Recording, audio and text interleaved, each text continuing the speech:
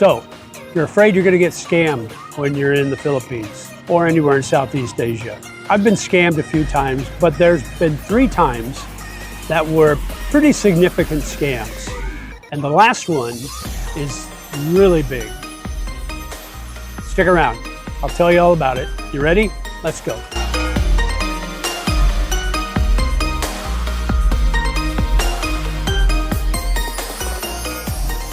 Hey, it's JJ, the Lonely Bull in Asia, in Prompong, right off the BTS. You might be able to hear that train in the background, I don't know. But it's a nice little park. It's about 1/10 the size of Benjikiti. So we're in Benjisiri. So, but it's a nice little park. It's got a lot of benches, lots of shade, lots of trees. But we're here to talk about getting scammed.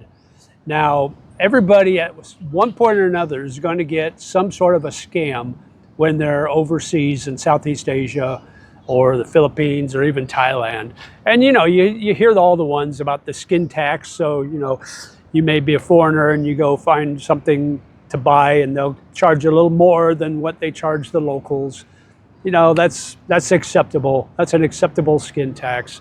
Another scam would be the taxi scams. You hear about that all the time where, you know, you get in a taxi and they don't have their meter on. They say it's broke or whatever, and they try to charge you a flat fee and charge you a little extra. You know, you get that a lot. There's all kinds of scams. There's obviously the dating scams where they scam you out of money. You know, it's like, oh, send me money for a load so we can call, or send me money for a Grab or a taxi so I can come see you. And you send them money on their Gcash account and they just ghost you. They don't show up. You know, little things like that, you know, tend to add up a little bit. They're frustrating for sure, but they're not going to make or break you. But I'm going to tell you about 3 scams that I had. 2 of them were fairly significant. One was very significant. And it's all one of these things where you live and you learn. So let's get into it. And remember, make sure you hit that like button and subscribe if you haven't already. Less than half of the people that watch my videos are subscribers. So make sure you check to see if you're subscribing. Hit that notification bell too. So we're going to do the first 2 scams and stick around for the last one because it's the big one, the big reveal. So, and these scams were all when I first started dating a Filipina. One of them was the first time I came to the Philippines and flew into Manila back in December 2015.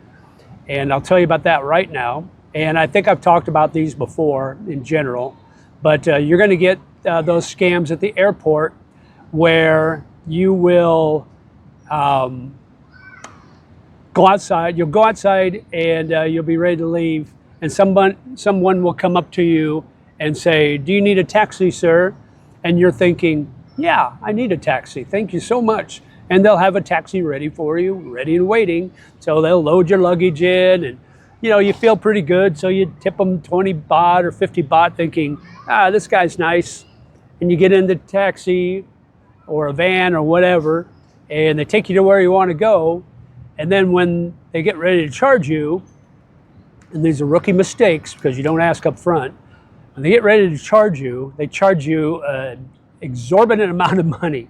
I mean, so what happened with me personally was, I was meeting my Filipina for the first time in Manila, but she's a province girl, so she wasn't used to how Manila worked and how the scammers worked, so she didn't know any of this. Otherwise, if she knew, she would have told me, but she didn't know. So she was just following along with me. So we get into this van, and I load all my luggage and her luggage in, and we get to the hotel.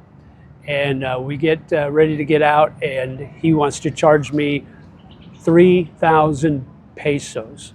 3,000 pesos is like 60 bucks. And at first I'm thinking, well, that seems a little high. I thought Philippines was cheaper. But then I'm thinking, well, you know, if it was New York City, it'd probably be at least that much, you know, or LA or Chicago or whatever. So I paid it, not thinking anything of it. Well, later down the line, I find out that I got scammed. So just let me be the lesson for you. Don't do those taxis or those grabs where they get it for you right at the airport because they're going to charge you extra. They're going to scam you. That's the number one scam. The second scam was with the second Filipina I was dating, and this would have been back in 2017, and I came out here to visit her, and she was from the province as well. She was from Leyte, but we met in Manila, and we stayed in Manila for a couple of days, and everything was nice, and I learned my lesson about the taxis, so I didn't fall for that again. So I felt pretty good about that. But this is only my second or third trip to the Philippines and to Manila. So I'm still green behind, wet behind the ears, green in every aspect. So we're in downtown Manila by Intramuros, and that's where we're staying in a hotel in Intramuros. And we had some time to kill in the afternoon, so we're walking around, and they've got these horse and buggy rides, right? These carriage rides. And it's like, oh, that's kind of neat. That's romantic. Let's do that. So walk up to the guy and ask, how much is the carriage ride? And then he says, well, a short trip. And he kind of explained where it went. I wasn't really paying much attention. And he goes, that's, I think he said like 500 pesos. So like 10 bucks. It's like, okay. And he goes, and the long trip is 3,000.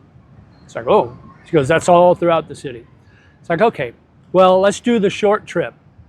I said, I want the short trip. Oh, short trip? Yes, sir. Yes, sir, we can do the short trip. So it's like, great.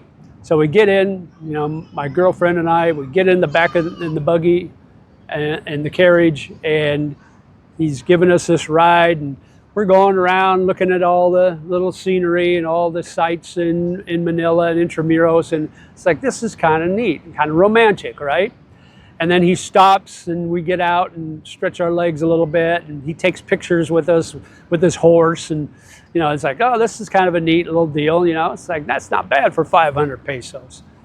Well, we get back in, and he continues the ride, and it's like, I'm thinking, it's like, eventually he's got to turn around and take us back to where we started, right? That's got to happen eventually. And it's like, he's going on and on and on, and we're taking these turns, but we're not coming back the other way. So I didn't say anything, and then wasn't thinking much of it. He finally gets turned around, and we're starting heading back. It's like, oh, okay. It's like, man, this is a pretty good short ride. We get back, and we get back to our original destination, and we get out, and I go to give him a 500, and he goes, no, sir, it's 3,000. I go, wait, what? He goes, 3,000 pesos, sir. I go, no, I wanted the short ride. He goes, but we gave you the long ride. I go, yeah, but I didn't ask for the long ride. I asked for the short ride. And this is like my second or third time ever in the Philippines, or overseas for that matter. And so we're getting kind of heated because he's not giving in, I'm not giving in, so I'm feeling ripped off because it's like, I told him the short ride, 500 pesos, and he agreed. He nodded his head, yes, sir.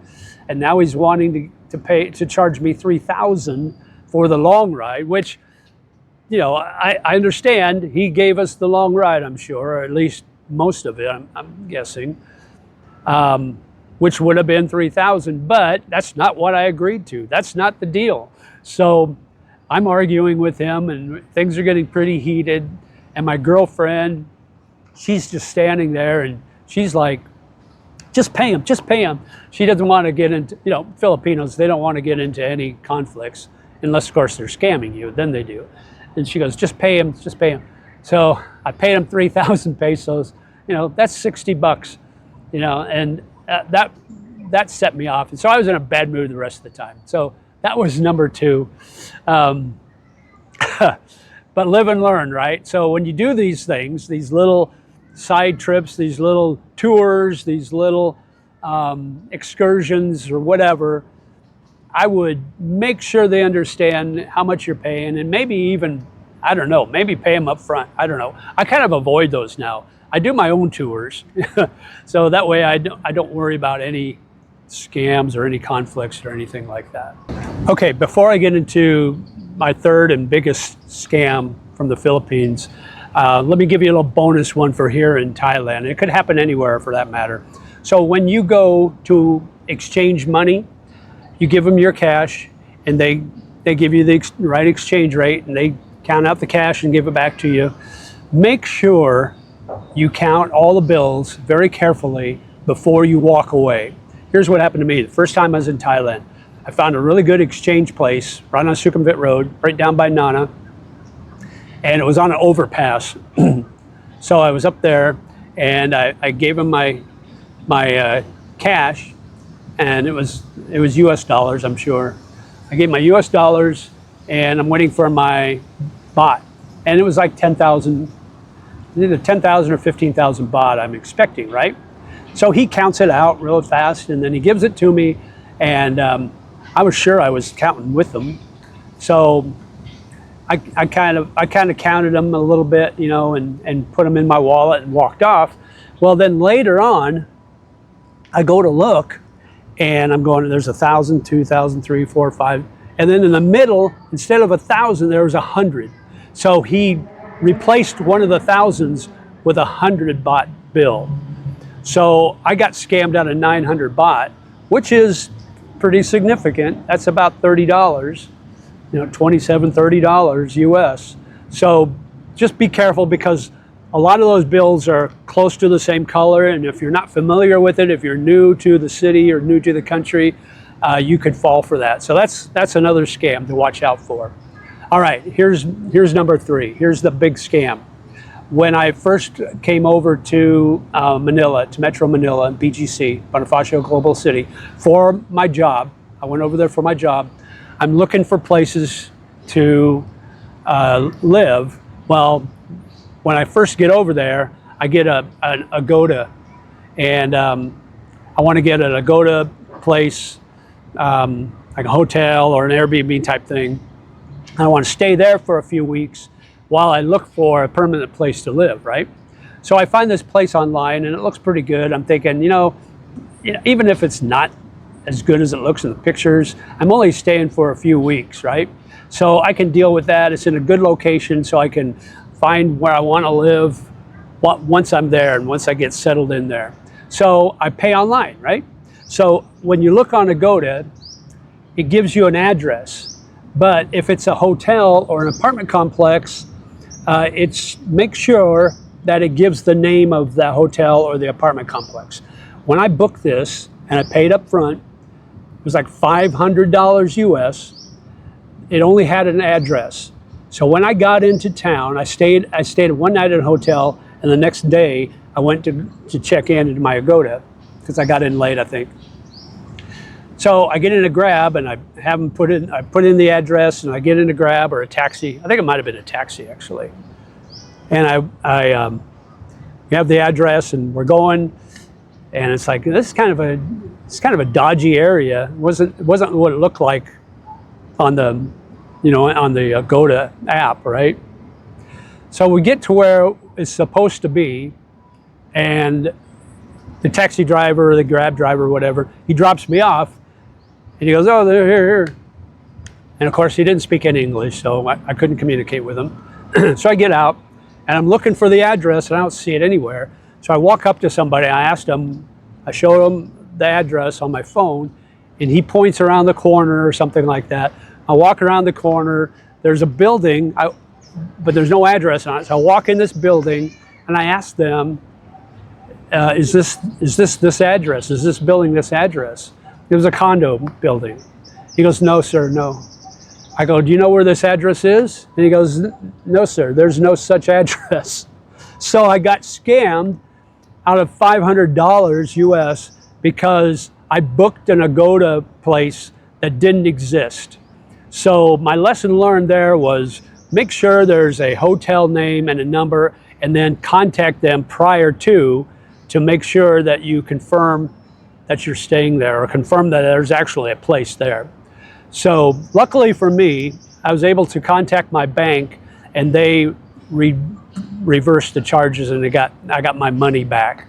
So thankfully for my bank, you know, it's a regional bank, and I called the local branch that they knew me, so they knew what was going on. So that was okay. So I wasn't out the $500, but boy, think about that.